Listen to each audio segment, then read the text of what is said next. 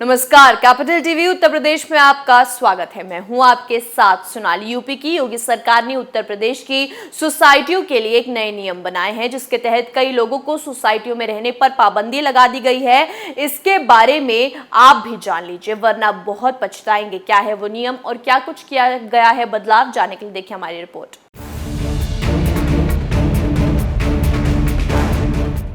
UP में society रजिस्ट्रीकरण अधिनियम 1860 में समय की मांग के अनुसार जरूरी संशोधन किए गए हैं। इसके तहत यूपी रजिस्ट्रार, सहायक रजिस्ट्रार और उप जिलाधिकारी के फैसलों के विरुद्ध संबंधित मंडलायुक्त के यहां अपील हो सकेगी। आपको बता दें कि पहले अपील के लिए हाईकोर्ट जाना पड़ता था। साथ ही नए नियम के तहत किसी आपराधिक मामलों में 2 साल या उससे ज्यादा सजा पाया व्यक्ति सोसाइटी का सदस्य नहीं हो सकेगा।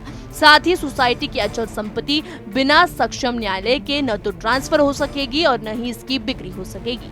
यूपी के वित्त मंत्री सुरेश खन्ना ने इस बात की जानकारी देते हुए बताया कि सोसाइटी की मुश्किलों को दूर करने के लिए समय समय पर इस अधिनियम में राज्य स्तर पर संशोधन किए जाते रहे हैं। इसलिए सोसाइटी रजिस्ट्रीकरण उत्तर प्रदेश संशोधन अधिनियम 2021 के कुछ प्रावधानों में आवश्यक संशोधन किए गए हैं। इस अधिनियम के तहत आने वाले संस्थानों के पंजीकरण और नवीनीकरण, सोसाइटी के सदस्यों के चयन और निर्वाचन के संबंध में यूपी रजिस्ट्रार, सहायक रजिस्ट्रार और विहित प्राधिकारी यानी उप जिलाधिकारी के फैसलों के विरुद्ध मंडलायुक्त के यहां अपील हो सकेगी। सोसाइटी के सदस्यों के चयन की प्रक्रिया में पारदर्शिता बनाए जाने के उद्देश्य से अधिनियम में ये प्रावधान किया गया है कि शासकीय निकाय के अनुमोदन के बाद ही साधारण सभा की सूची में कोई भी परिवर्तन हो सकेगा।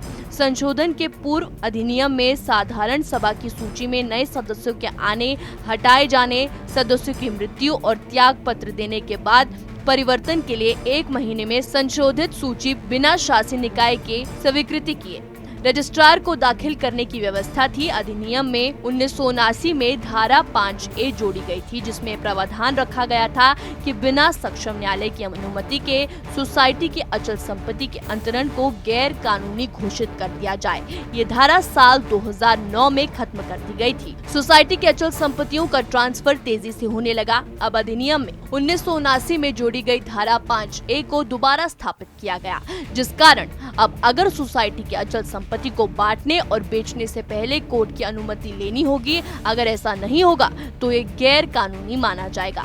वहीं इसके साथ ही वित्त मंत्री ने कहा कि अगर अब कोई व्यक्ति आपराधिक मामलों में 2 साल या उससे ज्यादा समय के लिए सजा पाया होगा तो उसे किसी भी सोसाइटी में पद ग्रहण नहीं कर पाएगा।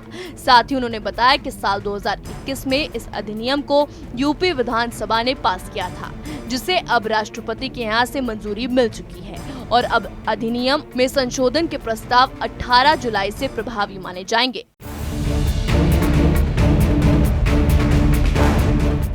इस एक्ट से जहां अपराधियों को सोसाइटी में कोई पद नहीं मिलेगा, तो वहीं उनको सोसाइटी में रहने की अनुमति भी नहीं होगी, जो योगी सरकार का एक और अच्छा फैसला है। इस रिपोर्ट में मेरे साथ तमाम खबरों के लिए देखते रहिए कैपिटल टीवी। नमस्कार।